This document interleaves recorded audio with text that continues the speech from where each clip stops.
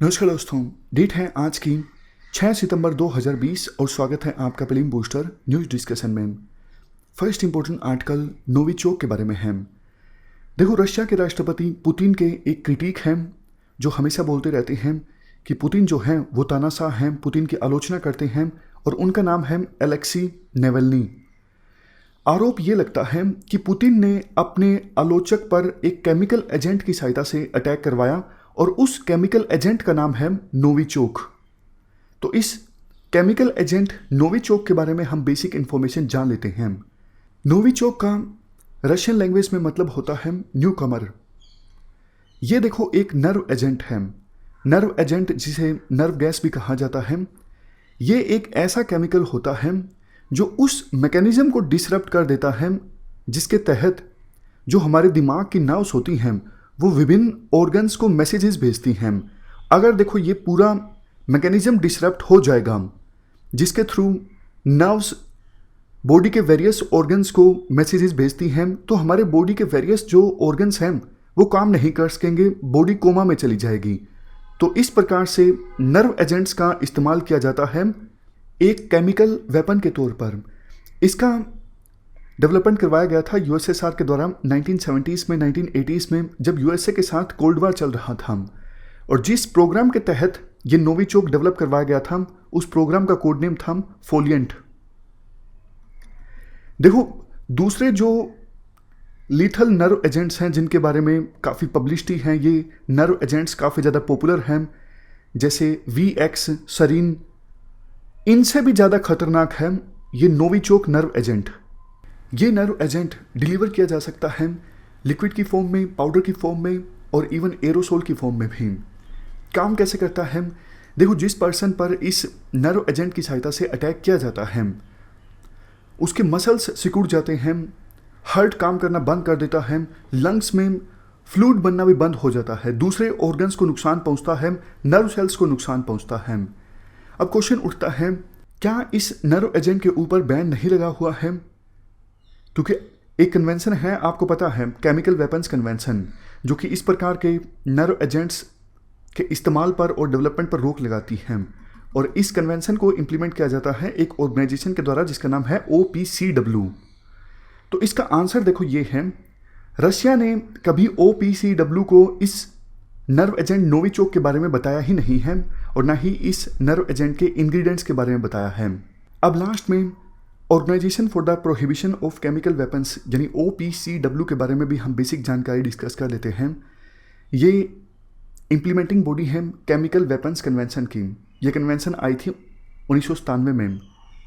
Total देखो 193 countries member हैं इस OPCW में, इंक्लूडिंग इंडिया।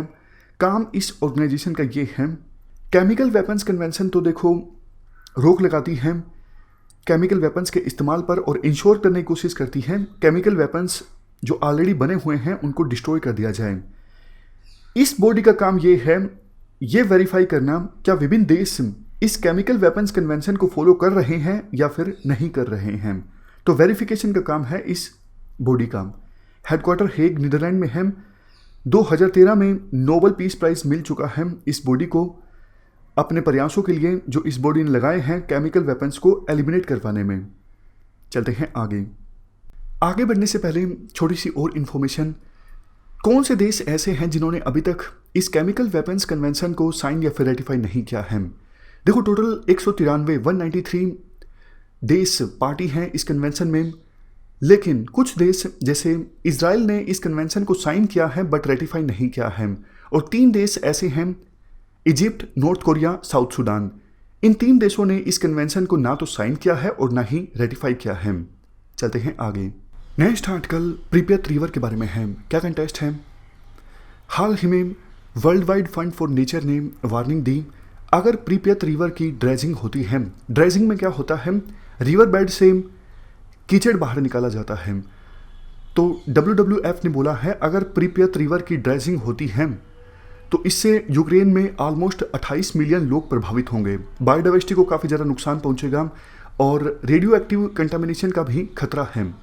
पहले हम प्रिपियत रिवर के बारे में जानते हैं और उसके बाद जानेंगे कि प्रिपियत रिवर की ड्रेजिंग आखिरकार हो क्यों रही है। देखो, प्रिपियत रिवर यूक्रेन के नॉर्थ वेस्ट में फ्लो होती है और उसके बाद मिल जाती है नीपर रिवर में।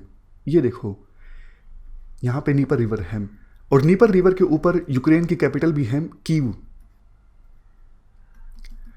अब बात करते हैं क्यों ड्रेजिंग का काम चल रहा है प्रिपियत रिवर में। क्योंकि देखो, एक प्रोजेक्ट है जिसका नाम है E40 प्रोजेक्ट। इस प्रोजेक्ट का मकसद ये है एक स्मूथ वाटरवे इस्टेब्लिश करना ब्लैक और बाल्टिक सीज के बीच में। ये ऊपर है बाल्टिक सी और नीचे है ब्लैक सी। इन दोनों सीज के बीच में एक वाटरवे का निर्माण करना ताकि शिप्स जो हैं आसानी से मूव कर सकें दोनों शिप्स के बीच में। अगर देखो रिवर में कीचड़ रहेगा बहुत ज़्यादा तो शिप्स आसानी से मूव नहीं कर सकेंगे ना वाटरवे में।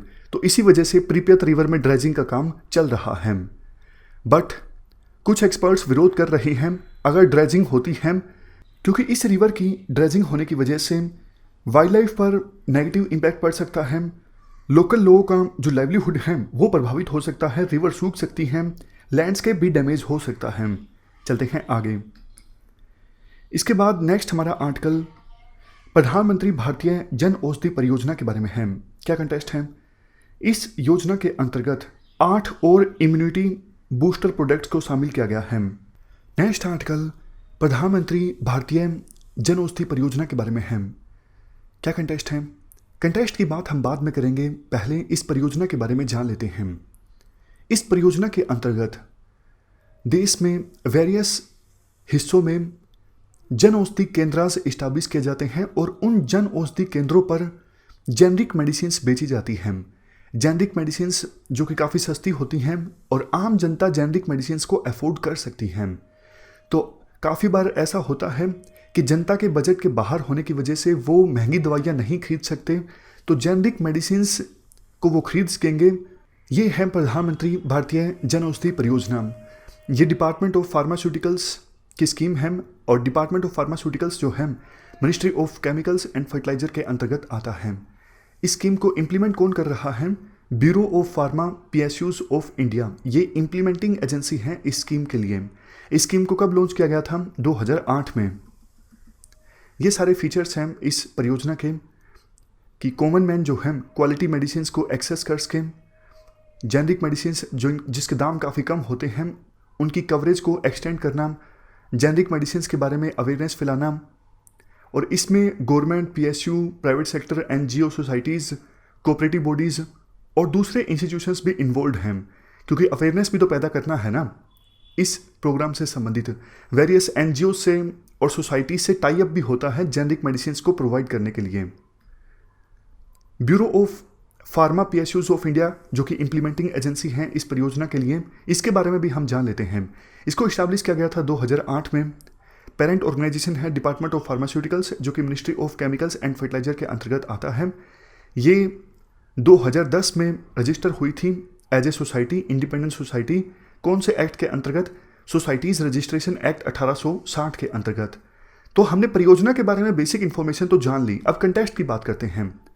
इस परियोजना के अंतर्गत 8 इम्यूनिटी बूस्टिंग प्रोडक्ट्स को लॉन्च किया गया है। अब बाकी जेनरिक मेडिसिन की तरह ये 8 इम्यूनिटी बूस्टिंग जो प्रोडक्ट्स हैं वो भी देश के विभिन्न हिस्सों में मौजूद जन औषधि केंद्रास पर बेचे जाएंगे। UPSC देखो क्वेश्चन ऐसे पूछ सकती है, क्या इस परियोजना के अंतर्गत फ्री मेडिसिन दी जाती है? नहीं नहीं नहीं, फ्री मेडिसिन नहीं दी जाती, जेनरिक मेडिसिन बेची जाती हैं। चलते हैं आगे। नेक्स्ट आर्टिकल एस्ट्रॉयड 46582421010 FR के बारे में है। क्या कंटेस्ट है? नासा इस एस्ट्रॉयड को ट्रैक कर रहा है और इस एस्ट्रॉयड का जो साइज है वो पिरामिड ऑफ गीजा के साइज का ऑलमोस्ट डबल है।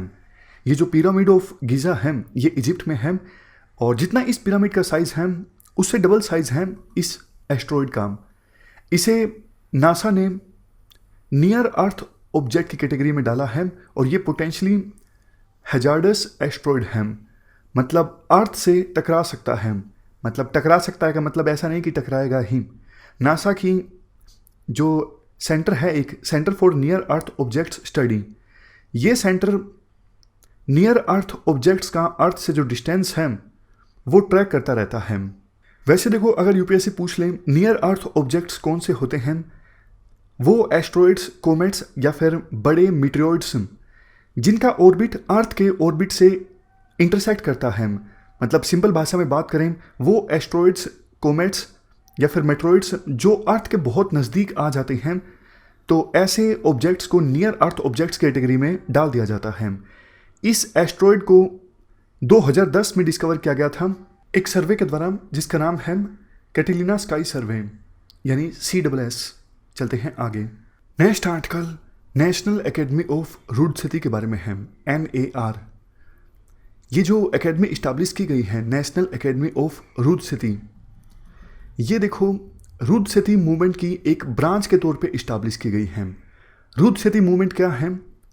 रूड सिटी मूवमेंट का मकसद ये है training the trainers.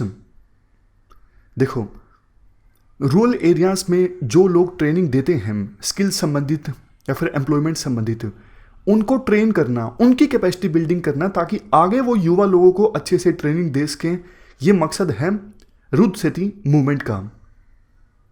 Rude city movement के अंतर्गत देश के विभिन्न हिस्सों में जो rural self employment training institutes हैं, इन इंस्टीट्यूट्स के ट्रेनर्स की भी मेंटरिंग की जाती है।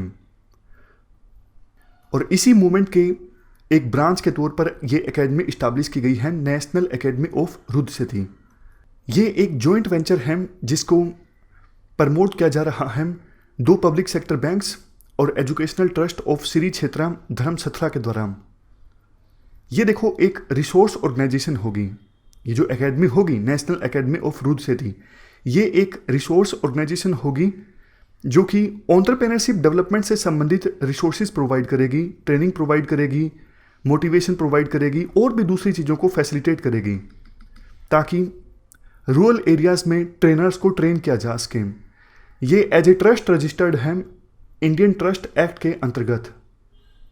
यहाँ पे देखो स्पेसिफिक लिखा हुआ है कि rural self employment training institute के स्टाफ को ट्रेन करना, स्टेट या फिर यूटी रूरल लाइवलीहुड मिशन के स्टाफ को ट्रेन करना, कंसर्न बैंक ऑफिशियल्स को ट्रेन करना।